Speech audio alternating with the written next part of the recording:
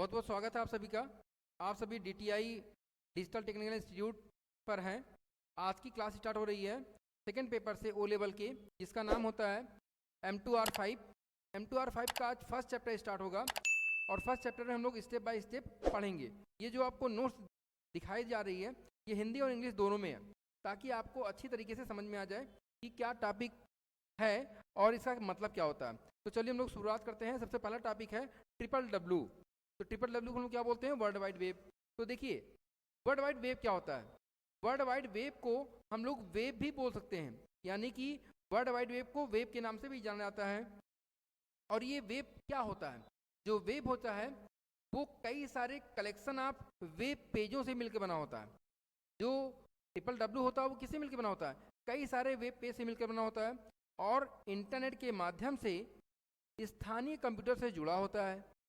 इन वेबसाइटों में text, page, digital image, audio और वीडियो इत्यादि शामिल होता है। मतलब जो आपके वेब पेज होते हैं उनमें क्या क्या चीज़ें होती हैं। वेब पेज में बहुत सारे टेक्स्ट पेज हो सकते हैं, बहुत सारी वीडियो हो सकती हैं, बहुत सारी ऑडियो भी हो सकते हैं, कुछ भी आप रख सकते हो। और जिसे उपयोगकर्ता अपने लैपटॉप पे या फिर डेस्कटॉप पे या सेलफोन पर उपयोग करके इंटरनेट की दुनिया में किसी भी हिस्से में साइटों को एक्सेस कर सकता है। ठीक है, इसी को हम लोग बोलते हैं वेब पेज। अब देखिए WWW जो होता है ये इंटरनेट के साथ जुड़ा होता है। ठीक है, इससे आप उसमें स्टोर की गई प्रतियों को या छवियों को बार बार देख सकते हैं अपने वर्क के अकॉर्डिंग। ठीक है, तो इसी को हम लोग क्या बोलते हैं? WWW। नेक्स्ट पॉइंट होता है, देखिए जो वेबसाइट होती है वो कलेक्शन ऑफ वेब पेज होता है। कई सारे वेब पेज को मिला के क्या बनती है? वेबसाइट बन जाती है। और जो वेब पेज होते हैं वो क्या होते हैं? डिजिटल फाइल होती है। जो वेब पेज होते हैं वो डिजिटल फाइल होती है। और ये लिखी किस में गई होती है? ये लिखी गई होती है HTML में, जिसे लोग बोलते हैं हाइपर टेक्स्ट मार्कअप लैंग्वेज। अगर आपसे कोई सिंपल भाषा में पूछे कि व्हाट इज वेबसाइट, वेबसाइट क्या होती है, तो आपको सिंपल भाषा में बोल देना होता है कि जो वेबसाइट होती है वो कलेक्शन ऑफ वेब पेज होते हैं, और जो वेब पेज होता है वो HTML में क्या होता है? रिटन होता है, HTML में लिखा होता है। ठीक है, इसी चीज़ को फिर से नेक्स्ट पॉइंट में बताया गया है, to mark your website available to every person in the world.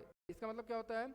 इसका मतलब होता है अपनी वेबसाइट को दुनिया के हर व्यक्ति के लिए उपलब्ध कराने के लिए इन must be store on hosted on a computer connected to the internet around a clock. Such computer are now as a web server. 24 घंटे ऐसा कंप्यूटर हमारे सर्वर से क्या होता है? इंटरनेट के माध्यम से जुड़ा होता है। उसी को हम लोग क्या बोलते हैं? वेबसाइट। क्या बोलते हैं? वेबसाइट। नेक्स्ट पॉइंट होता है, उस पॉइंट को हम लोग बोलते हैं what does web page means. Web page means का मतलब क्या होता है? वेब पेज का मतलब क्या है? तो इसका एकदम सिंपल से वर्ड होता है अ वेब पेज। देखिए इसका सिंपल सा मतलब क्या होता है, समझाते हैं आपको। बताया गया यहाँ पे, a web page is a document for the world wide web. Web page क्या होता है? एक वर्ल्ड वाइड वेब के लिए एक दस्तावेज होता है। ठीक है, यानी कि एक फाइल होती है that is in identify bye a unique URL, uniform resource locator. A web page can be accessed and digital display on a monitor or computer device through a web browser. जो web page होते हैं web browser के माध्यम से आपके mobile में या laptop के द्वारा दिखाई देते हैं। The data found a web page is usually in HTML और XHTML फॉर्मेट। ये मोस्टली HTML और XHTML फाइल को प्रदर्शित करते हैं। A web page usually also contain other resources such as style sheet, scripting, image। मतलब जो आपकी वेब पेज होते हैं वो कई सारे स्क्रिप्टिंग चित्र से या स्क्रिप्टिंग स्लाइड से या फिर अन्य चीज़ों से जुड़ी होती है, जैसे कि CSS या जावास्क्रिप्ट उनसे भी जुड़ी होती है। उसी को हम लोग क्या बोलते हैं? Web page. ठीक है, चलिए नेक्स्ट पॉइंट की तरफ चलते हैं हम लोग। नेक्स्ट पॉइंट बड़ा इंटरेस्टेड है, इसे बोला जाता है front end and back and. अगर इस चीज़ को समझना है आपको तो इसी डायग्राम से समझ लीजिए, यहीं पे पूरी चीज़ें आपको समझ में आ जाएगी कि क्या होता है फ्रंट एंड और क्या होता है बैक एंड। देखिए इसमें दो चित्र दिखाए गए हैं। फर्स्ट चित्र ये है और सेकंड चित्र ये है। इस चित्र में बताया गया है आपको कि जो यूजर काम कर रहा है उसको दिखाई दे रहा प्रेजेंट टाइम में, यानी कि जो चीज़ें आप मॉडिफाई करेंगे वो आपको वहीं पे प्रेजेंट हो जाएगा, दिखाई देगा। इसे बोलते हैं फ्रंट एंड। और जो चेंजेस सर्वर पे किए जाते हैं वो सर्वर पे तो चेंजेस होते हैं लेकिन दिखाई देते हैं क्लाइंट पर, यानी कि फ्रंट एंड पर। ठीक है, उसका इफेक्ट कहाँ पे पड़ता है? फ्रंट एंड पड़ता है। लेकिन जो फ्रंट एंड पे काम किया जाता है उसका इफेक्ट सर्वर पर नहीं पड़ता है। यही ये चित्र में दिखाया गया कि अगर फ्रंट एंड में हम कुछ चेंजेस करेंगे तो सर्वर पे कोई इफेक्ट नहीं पड़ेगा, लेकिन सर्वर पे हम कोई इफेक्ट डाल देंगे तो ऑटोमेटिक आपके फ्रंट एंड पे इफेक्ट पड़ जाएगा। तो चलिए हम लोग समझते हैं। लिखा हुआ इसमें फ्रंट एंड डेवलपमेंट। तो फ्रंट एंड डेवलपमेंट को हम लोग समझते हैं। देखिए फ्रंट एंड डेवलपमेंट क्या होता है? किसी भी वेबसाइट का वह भाग जिसके साथ उपयोगकर्ता मतलब समझते हैं यूजर सीधे इंटरेक्ट करता है, मतलब उसे जुड़ा होता है, सामने उसी से पे जुड़ा होता है, उसी पे काम करता है, उसे हम लोग क्या बोलते हैं? फ्रंट एंड बोलते हैं। इसे एप्लीकेशन का पॉइंट पक्ष कहा जाता है क्योंकि इसी पे यूजर डायरेक्टली काम करता है, पॉइंट पक्ष भी कहा जाता है। इनमें वह सब कुछ शामिल है जो उपयोगकर्ता सीधे अनुभव करता है। जैसे अगर उसने कलर को चेंज किया तो तुरंत कलर चेंज हो जाएगा, अगर उसने कुछ चित्र चेंज किया तो चित्र चेंज हो जाएगी, अगर उसने कुछ टेबल बनाई तो टेबल भी दिखाई देगा, बटन का कलर चेंज किया तो कलर भी ऑटोमेटिक चेंज हो जाएगा। मतलब जो भी वो काम करेगा वो ऑटोमेटिक दिखाई देगा, उसी को हम लोग क्या बोलते हैं? Front end. ठीक है, और इसके एग्जाम्पल क्या होते हैं? इसके एग्जाम्पल जैसे HTML है, CSS है, जावास्क्रिप्ट है, ये सारे डेवलपमेंट जो होते हैं वो फ्रंट एंड कहलाते हैं। अब नेक्स्ट पॉइंट आता है बैक एंड। बैक एंड क्या होता है? बैक एंड का मतलब ही है सीधे बैक, जैसे हमारे शरीर की बैकबोन होती है ना, क्या बैकबोन को दिखाई देता है? क्या बैकबोन तो दिखाई नहीं देता है। उसी प्रकार से जो सर्वर में डेवलपमेंट किया जाता है वो बैक एंड कहलाता है। तो चलिए बैक एंड की विषय में जानते हैं हम लोग। लिखा हुआ बैक एंड डेवलपमेंट वेबसाइट का सर्वर साइड है। देखिए लिख दिया इसने पहले ही पॉइंट में कि बैक एंड जो होता है वो वेबसाइट का सर्वर साइड होता है। यह डेटा को संग्रहित और व्यवस्थित करता है, मतलब सारा डेटा इसी में स्टोर रहता है और साथ ही साथ व्यवस्थित भी रहता है, मतलब ऑर्गेनाइज भी रहता है। किसमें? सर्वर में।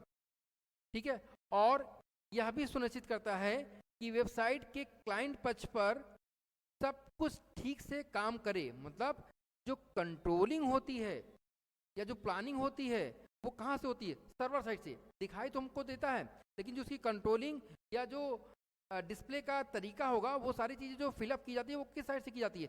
सर्वर साइड से ही की जाती है। यह वेबसाइट का वह हिस्सा है जिसे आप देख नहीं सकते। मतलब जैसे हमारे शरीर की बैकबोन होती है उसको हम लोग देख थोड़ी सकते हैं ऐसे नॉर्मली, उसी प्रकार से जो हमारी वेबसाइट होती है, वेबसाइट का जो बैकएंड होता है उसको हम नॉर्मल नहीं देख सकते हैं। उस पर जो सर्वर पे काम किया जाता है वही बंदा देख सकता है, और वो दिखाई किस पे देगा? अगर वो काम होगा तो खाली सर्वर पे ही दिखाई देगा, उसका इफेक्ट आपको क्लाइंट पे मिलेगा और उससे बातचीत नहीं कर सकते हैं। किससे?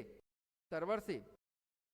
यह सॉफ्टवेयर का वह भाग है जो उपयोगकर्ता के सीधे संपर्क में नहीं रहता है। यानी कि अगर आपसे कोई पूछे कि बैकएंड और फ्रंट एंड में क्या अंतर है, तो बैकएंड में जो यूजर होता है वो डायरेक्टली कनेक्टेड नहीं होता, लेकिन जो फ्रंट एंड होता है उस पर यूजर क्या होता है? डायरेक्टली कनेक्टेड होता है। अब नेक्स्ट पॉइंट है बैकएंड डिजाइनरों द्वारा विकसित भागों का विशेषताओं को फ्रंट एंड एप्लीकेशन के माध्यम से उपयोगकर्ता द्वारा प्रत्यक्ष रूप से एक्सेस किया जाता है। मतलब जो कुछ भी सर्वर पे डेवलप किया जाएगा उसका यूज कौन करेगा? फ्रंट एंड का यूजर करता है, उसे यूज करता है, उसे अपने काम में लाता है, उसे हम लोग क्या बोलते हैं? Back and. चलिए नेक्स्ट पॉइंट पे आते हैं हम लोग। नेक्स्ट पॉइंट है जिसे हम लोग बोलते हैं स्क्रिप्ट क्या होता है। What is scripting language? Scripting language अगर आप लोग ध्यान दें तो बहुत सभी लोग यूज करते हैं, सभी लोग, क्योंकि नेट पे बैठे होते हैं, कोई फॉर्म भरता है तो फॉर्म भरने में स्क्रिप्टिंग लैंग्वेज आती है। अब क्या होती है उसी को समझना है। यहाँ पे बताया गया है scripting language is a computer language that does not need to compilation step on it rather interpreter one by one at run time। मतलब जो आपकी स्क्रिप्टिंग लैंग्वेज होती है वो एक कंप्यूटर की लैंग्वेज होती है, लेकिन इसको कंपाइल की जरूरत नहीं होती है, ये रन टाइम पे प्रेजेंट होता है। यानी कि जब प्रोग्राम आपका चलता है तो रन टाइम पे दिखाई देता है। ठीक है तो चलिए नेक्स्ट पॉइंट पे आते हैं हम लोग, जिसे बोलते हैं स्क्रिप्टिंग। स्क्रिप्टिंग क्या होती है इसको समझते हैं। स्क्रिप्टिंग एक प्रकार का प्रोग्राम होता है जिसमें कई सारे प्रोग्रामिंग इंस्ट्रक्शन यानी कोड लिखे गए होते हैं जो कि रन टाइम पर इंटरप्रेटर होते हैं। मतलब जब आपका प्रोग्राम चलेगा तभी ये दिखाई देंगे, तभी ये अपना इफेक्ट डालेंगे, उसके पहले कोई इफेक्ट इनके ऊपर नहीं पड़ेगा, यानी कि इनका कोई प्रभाव दिखाई नहीं देगा। रन टाइम पर इंटरप्रेटर होने का मतलब यह कि जब कोई एप्लीकेशन रन टाइम में रनिंग होगा, चलेगा, तो कोड को रीड करने के लिए एग्जीक्यूट होता है। वही चीज़ बताया गया आपको कि स्क्रिप्टिंग लैंग्वेज तभी चलेगी जब आप उस प्लेटफॉर्म पे पहुंचेंगे, कोई एरर आएगा तब। इसको समझते हैं हम लोग एक फेसबुक के एग्जांपल से। कैसे समझते हैं? जब आप किसी पोस्ट को लाइक करते हैं तो क्या बटन पर, जब लाइक बटन पर क्लिक करते हैं आप, तो क्या पेज रिफ्रेश होता है? क्या पेज तो रिफ्रेश होता नहीं है। तो रिफ्रेश तो नहीं हुआ पेज आपका, लेकिन आपका काम हो गया, आपका लाइक हो गया। पेज रिफ्रेश नहीं होता है, लेकिन हमने जो लाइक किया था वो लाइक हो गया, क्योंकि वह रन टाइम में एक स्क्रिप्ट एग्जीक्यूट हुआ। मतलब ये काम किस पे हुआ? रन टाइम पे हुआ, और वह बिना किसी रिक्वायर्ड के हमारा काम कर देता है। इसे स्क्रिप्ट को बनाने के लिए स्क्रिप्टिंग लैंग्वेज का उपयोग किया जाता है, जो कि एक प्रोग्रामिंग लैंग्वेज है। ठीक है, जो कि एक प्रकार का प्रोग्रामिंग लैंग्वेज होता है। इसी को देखिए यहाँ पे इंग्लिश में भी बताया गया है। You understand this easily, let us take the example of Facebook. What happen when you like a post? Just clicking the link button refresh the page. जब आप लाइक पे क्लिक करते हैं तो जो आपका फेसबुक का पेज होता है वो तो रिफ्रेश होता नहीं है। इसी को, ये जो काम हो रहा है वो किसके द्वारा हो रहा था? स्क्रिप्टिंग के द्वारा हो रहा है। अब नेक्स्ट पॉइंट पे आते हैं। देखिए नेक्स्ट पॉइंट पे एक वर्ड और भी होता है, जिसे हम लोग बोलते हैं क्लाइंट साइड स्क्रिप्टिंग और सर्वर साइड स्क्रिप्टिंग।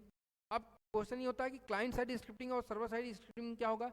तो सेम वही चीज जो फ्रंट एंड और बैक एंड पे था, वही काम यहाँ भी है कि जो क्लाइंट साइड स्क्रिप्टिंग होगा वो यूजर को दिखाई देगा और वो उसका इफेक्ट हमारे ब्राउजर पे पड़ेगा। देखिए जैसे इस डायग्राम में, इस चित्र में दिखाया गया है कि जो भी इफेक्ट होगा या जो भी कोडिंग होगी वो हमें फ्रंट एंड पे होगी, मतलब उसको यूजर देख सकता है, लेकिन जो सर्वर साइड पे होगी वो हमें यूजर को दिखाई नहीं देगा। तो चलिए क्लाइंट साइड की स्क्रिप्टिंग को समझते हैं। क्लाइंट साइड स्क्रिप्टिंग के जरिए ऐसे स्क्रिप्ट तैयार किए जाते हैं जो कि क्लाइंट यानी यूजर के सिस्टम यानी कि वेब ब्राउजर पे रन होते हैं। इस प्रकार के स्क्रिप्ट HTML डॉक्यूमेंट्स के अंदर लिखे जाते हैं। इनका काम क्या होता है? वेब पेज को अट्रैक्टिव बनाना, मतलब आकर्षित करना। ठीक है, आपने कभी ना कभी, इसका एग्जांपल समझा रहे हैं, आप जब कभी कोई फॉर्म भरते हो, क्या करते हो आप? कभी ना कभी किसी वेबसाइट पे फॉर्म भरना होता है, फॉर्म भरे होंगे, और आपने देखा होगा कि जब फॉर्म कि कोई भी फील्ड आप ब्लैंक छोड़ देते हैं, जैसे आपने डेट ऑफ बर्थ नहीं भरा, या आपने ये नहीं बताया कि मेरा लास्ट नेम क्या है, ठीक है, और सबमिट बटन पर क्लिक करते हैं, तो सबमिट होने से पहले एक एरर मैसेज आपको दिखाई देता है कि आपने ये फील्ड छोड़ दी है, डेट ऑफ बर्थ नहीं भरा है, या आपने कैटेगरी नहीं भरी है। ये जो फॉर्म का वर्क हो रहा है, इस चीज़ को हम लोग बोलते हैं, क्या बोलते हैं? इसको बोलते हैं फॉर्म का वैलिडेशन। यही टाइप होता है, इसको बोला जाता है फॉर्म का वैलिडेशन। ये चीज़ होती है वैलिडेशन, और ये वैलिडेशन जो लगा हुआ है वो स्क्रिप्ट के माध्यम से लगा हुआ है। ठीक है, फॉर्म वैलिडेशन में यूजर द्वारा डाले गए इनपुट को वैलिडेट किया जाता है। ठीक है, ये लिखा, ये मैंने पढ़ा पॉइंट। इस तरह के काम को जावा स्क्रिप्ट के द्वारा किया जाता है, यानी कि जब आप लोग प्रैक्टिकली करेंगे तो जावा स्क्रिप्ट के द्वारा जब आप फॉर्म बनाएंगे तो उसमें वैलिडेशन लगा देंगे, तो बिना उस फील्ड को भरे कोई भी यूजर फॉर्म को आगे सबमिट नहीं कर सकता है। अब बात आती है क्लाइंट साइड स्क्रिप्टिंग जो होती है उनमें कौन कौन से लैंग्वेजेस का उपयोग किया जाता है। तो इसमें एक है HTML, दूसरी है CSS, और तीसरी है क्या? जावास्क्रिप्ट। ठीक है, और ये तीनों इंपॉर्टेंट है। इसी चीज़ को डिटेल में समझा गया इंग्लिश में भी। अब बात करते हैं हम लोग नेक्स्ट पॉइंट की, जिसे बोलते हैं सर्वर साइड स्क्रिप्टिंग लैंग्वेज। क्या बोले गया? Server side scripting language. अब क्वेश्चन ये होता है सर्वर साइड स्क्रिप्टिंग लैंग्वेज क्या होती है। देखिए यहाँ पे एक सर्वर बनाया गया है, ठीक है, इसे कोई प्रोग्रामर ही कर सकता है, नॉर्मल लोग इसको यूज नहीं करते हैं सर्वर साइड स्क्रिप्टिंग लैंग्वेज के लिए। तो चलिए इसके विषय में समझते हैं। जो सर्वर साइड स्क्रिप्टिंग लैंग्वेज होती है, एक ऐसा तरीका होता है जिसके जरिए हम किसी प्रोग्राम को सर्वर में चला सकते हैं। दूसरे शब्दों में, यानी अदर शब्दों में अगर ऐसे बोला जाए तो कह सकते हैं कि वेब सर्वर में एग्जीक्यूट होने वाले प्रोग्राम को हम लोग क्या बोलते हैं? Server side scripting. मतलब जो कि सर्वर साइड में वर्क करेंगे स्क्रिप्ट टाइप का, उसे हम लोग क्या बोलेंगे, सर्वर साइड स्क्रिप्टिंग लैंग्वेज। ये स्क्रिप्टिंग सर्वर में स्टोर होते हैं और जब एग्जीक्यूट होते हैं तब क्लाइंट की ओर से किसी टास्क को परफॉर्म करने के लिए रिक्वेस्ट भेजी जाती है। ये कब एग्जीक्यूट होंगे, ये कब चलेंगे, जब क्लाइंट के साइड से कोई रिक्वेस्ट भेजी जाएगी कि ऐसा काम करना है, तो वही एग्जीक्यूट हो जाएंगे। फॉर एग्जाम्पल एक एग्जाम्पल देते हैं, बहुत अच्छा एग्जाम्पल दिया गया है, इसमें आपको एकदम आराम से समझ में आ जाएगा। जब आप फेसबुक को लॉगिन करते हैं तो उसमें क्या देते हैं, यूजर नेम देते हैं और क्या देते हैं, पासवर्ड देते हैं। अच्छा, अगर आप यूजर नेम पासवर्ड दिया और आपने यूजर नेम पासवर्ड सही दिया तब तो लॉगिन हो जाएगा, लेकिन अगर आपने यूजर नेम पासवर्ड गलत दिया तो क्या होगा, लॉगिन होता है क्या, लॉगिन नहीं होता, एक मिरर मैसेज मिलता है। ठीक है, तो ये जो काम हो रहा है वो किसके द्वारा होता है, सर्वर साइड स्क्रिप्टिंग लैंग्वेज। कैसे होता है समझिए, आप एक यूजर हैं, यहाँ पे आप बैठे हुए हैं और यहाँ पे सर्वर पे आपकी एक फेसबुक की फाइल बनी हुई है, ठीक है, यानी कि प्रोफाइल बनी है यहाँ पे इस जगह पे। जब आप यहाँ से अपना यूजर नेम और पासवर्ड भेजते हैं तो सर्वर इसको चेक करता है कि जो आपने यूजर नेम और पासवर्ड दिया है वो सही है या गलत। अगर वो सही होता तो यहाँ पे वो पेज क्या हो जाता है, आपको डिस्प्ले हो जाता है। अगर आप गलत करते हैं तो ये पेज आपको वहाँ से डिस्प्ले नहीं होता है। तो ये जो कोडिंग हो जाएगी वो किस साइड की कोडिंग हो जाएगी, इसे बोलेंगे हम लोग सर्वर साइड स्क्रिप्टिंग लैंग्वेज। ठीक है, अगर हमें सर्वर साइड स्क्रिप्टिंग लैंग्वेज सीखना है या जानना है तो उसके लिए हमें या तो PHP पढ़ना होगा या फिर जावा पढ़ना होगा या फिर पाइथन पढ़ना होगा, ठीक है, या रूबी पढ़ना होगा। इनमें से किसी एक लैंग्वेज को हम लोग पढ़ सकते हैं। और जो बच्चे O लेवल के हैं उनको तो पाइथन कंपलसरी पढ़ना ही है, क्योंकि उनका थर्ड पेपर जो वो कौन सा है, पाइथन का होता है। तो ये हो गया आपका सर्वर साइड स्क्रिप्टिंग लैंग्वेज। ठीक है, नेक्स्ट बताया गया है रिस्पॉन्सिव वेब डिजाइन क्या होता है। देखिए रिस्पॉन्सिव, आजकल जो ज़माना है काफ़ी बदला हुआ है और इसमें रिस्पॉन्सिव वेबसाइट का या वेब डिजाइनिंग का बहुत बड़ा रोल होता है। ठीक है, इसको समझते हैं हम लोग। अगर ये चीज़ समझ में आई हो कि रिस्पॉन्सिव समझना है तो इसको समझ लीजिएगा। कैसे समझते हैं, देखिए यहाँ पे कुछ डायग्राम बताए गए हैं और इन डायग्रामों में किसी वेबसाइट को दिखाया गया है और ये कुछ समझा रहा है आपको, इसको समझने की कोशिश करिए। कोई बच्चा है जो अपने टैबलेट पे अपना कोई साइट एक्सेस कर रहा है, कोई बच्चा है जो लैपटॉप पे अपनी साइट एक्सेस कर रहा है, या जिसका मॉनिटर छोटा है वो भी एक्सेस कर रहा है, या जिसके पास मोबाइल है वो भी अपने मोबाइल पे साइट को एक्सेस कर रहा है। तो क्या सभी साइटों पर, सभी डिवाइसों पर जो साइट एक्सेस कर रहा है वो सेम रूप में दिखाई देगी क्या, नहीं, ऐसा नहीं होता। वो चेंज होती है, मतलब जो वेबसाइट होती है वो आपकी जो डिवाइस होती है उसके हिसाब से अपना रूप क्या करती है, बदलती है, चेंज करती है। इसी को हम लोग क्या बोलते हैं, रिस्पॉन्सिव वेब डिजाइनिंग। तो चलिए समझते हैं। देखिए पहले के समय में, यानी कि कुछ सालों पहले क्या था, वेब डिजाइनिंग जो होती थी वो डेस्कटॉप या लैपटॉप के लिए होती थी, नॉर्मल की साइज क्या थी, फिक्स हुआ करती। लेकिन आज तो बहुत बड़े बड़े मोबाइल आ रहे हैं, बहुत बड़ी स्क्रीन आ रही हैं, तो उसकी साइज़ क्या होती है, फिक्स नहीं हो पाती। तो इसके लिए हमेशा जो वेबसाइट बनानी चाहिए वो क्या बनानी चाहिए, रिस्पॉन्सिव वेबसाइट बनानी चाहिए। ठीक है, तो रिस्पॉन्सिव वेबसाइट का मतलब क्या होता है, फिर से एक बार देख लेते हैं। रिस्पॉन्सिव वेब डिजाइनिंग एक ऐसी प्रक्रिया होती है जिसमें वेबसाइट को कुछ इस तरह से डिजाइन किया जाता है कि वह डेस्कटॉप, लैपटॉप, टैबलेट से लेकर छोटी स्क्रीन वाले मोबाइल डिवाइस पे भी स्क्रीन साइज और ओरिएंटेशन के अनुसार अपने लेआउट को एडजस्ट कर ले। मतलब रिस्पॉन्सिव वेबसाइट का मतलब होता है कि एक ऐसी वेबसाइट जो लेआउट के अकॉर्डिंग अपने आपको एडजस्ट कर ले, उसी को हम लोग क्या बोलेंगे, रिस्पॉन्सिव वेबसाइट। ठीक है, चलिए भाई नेक्स्ट ऑप्शन है, इसे बोलते हैं व्हाट इज वेबसाइट। अभी पहले भी बताया गया था आप लोगों को, फिर से एक बार रिपीट किया जा रहा है कि वेबसाइट क्या होती है। तो website collection of web page का होता है जिसमें डिफरेंट प्रकार के मल्टीमीडिया जैसे कि टेक्स्ट या फिर इमेज वगैरह शामिल होते हैं। ठीक है, और इसको एक्सेस कैसे किया जाता है, वेबसाइट को एक्सेस करने के लिए हम लोग किसका यूज करते हैं, URL का, यानी ब्राउजर का। ठीक है, ब्राउजर के माध्यम से हम लोग क्या करते हैं, किसी वेबसाइट को उसके एड्रेस के द्वारा एक्सेस किया जा सकता है। ठीक है, अब बात आती है वेबसाइट। अभी तो बताया गया था वेबसाइट क्या होती है। अब इसके बाद में नेक्स्ट पॉइंट है, इसे बोलते हैं टाइप ऑफ वेबसाइट। वेबसाइट कितने प्रकार की होती है, तो मोस्टली जो हमारी वेबसाइट होती है वो दो प्रकार की होती है। एक को हम लोग बोलते हैं स्टैटिक और दूसरे को हम लोग क्या बोलते हैं, डायनेमिक। स्टैटिक का मतलब होता है कि इसे मैनुअल चेंज करना पड़ेगा और एक प्रोग्रामर ही चेंज कर सकता है अपने HTML की कोड के माध्यम से। और डायनेमिक को HTML के द्वारा नहीं, नॉर्मल भी चेंज किया जा सकता है। तो चलिए समझते हैं इसी को। देखिए, जो स्टैटिक होती है उसे स्थिर बोला जाता है, और जो डायनेमिक होती है उसे हम लोग, डायनेमिक का मतलब होता है चेंजेबल होती है, वो चेंज भी कर सकते हैं हम लोग। तो चलिए पढ़ते हैं हम लोग स्टैटिक के विषय में। एक यहाँ पे लिखा हुआ, a static website is a made up to web page create in HTML, CSS and JavaScript। जो हमारी स्टैटिक साइट होती है वो HTML या JavaScript या फिर CSS के द्वारा बनाई जाती है, ठीक है। अगर each page on a static website is stored as a single HTML file, जो हमारा पेज होता है स्टैटिक का, वो हर एक पेज स्टैटिक वेबसाइट में क्या स्टोर रखता है, सिंगल HTML फाइल, एक ही HTML फाइल को स्टोर करता है, which is delivered directly from the server to the web page actually as it, मतलब जिससे सर्वर के सीधे पेज पर, वेब पेज पर ठीक वैसे ही वितरित किया जाता है। This content initially become a part of the design on your page, on your web page, ठीक है। मतलब इसका क्या होता है, यह सामग्री अनिवार्य रूप से आपके पृष्ठ पर डिजाइन का एक हिस्सा बन जाती है, ठीक है, जो कि HTML फाइल के द्वारा एडिट या मॉडिफाई कर सकते हैं कोड के माध्यम से, ठीक है। यहाँ पर लिखा हुआ, change to a static website can be done manually and will only be made page by page, मतलब पेज बाय पेज ही इसको चेंज किया जा सकता है, ठीक है, और इसको एक साथ सभी को चेंज नहीं किया जाता। अब आते हैं हम लोग नेक्स्ट पॉइंट की तरफ, हम लोग बोलते हैं डायनेमिक।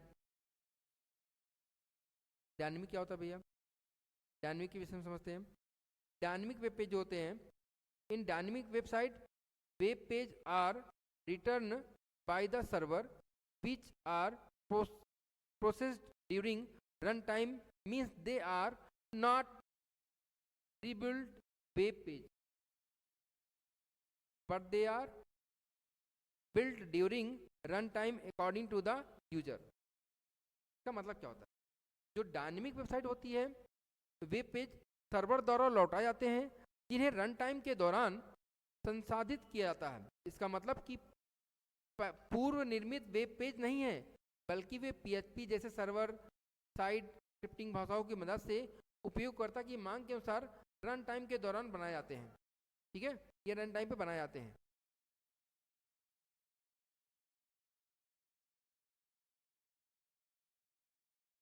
तो जो डायनेमिक वेब पेज होते हैं, डायनेमिक सपोर्ट किसको करता है, and many more support by the server, ये किसके द्वारा सपोर्ट करता है, सर्वर के द्वारा। So they are slower than static website. अगर आपसे कोई पूछे कि अगर कोई वेब पेज बना डायनेमिक, फास्ट डायनेमिक होगा कि स्टैटिक, तो आपका आंसर होगा स्टैटिक, क्योंकि वो तुरंत आपको रिस्पॉन्सिव करता है। लेकिन जो डायनेमिक होता है वो स्लोअर होता है, थोड़ा स्लो होता है स्टैटिक की तुलना में। But update and interaction with database are possible, मतलब इसमें क्या होता है, अपडेट और इंस्ट्रक्शन क्या है, संभव है डेटाबेस के द्वारा। ये पॉइंट होते हैं, हम लोग होते हैं डायनेमिक पेज और स्टैटिक पेज। इस प्रकार से अगर देखा जाए तो इस क्लास के होने पर आप लोगों को वेबसाइट क्या होती है, वेब पेज क्या होते हैं, फ्रंट एंड क्या होता है, बैक एंड क्या होता है, डायनेमिक या स्टैटिक वेबसाइट क्या होती है, वेब पेज कितने प्रकार के होते हैं, इन सब चीज़ों के विषय में नॉलेज हो गई है, ठीक है। तो मिलते हैं हम लोग नेक्स्ट क्लास में।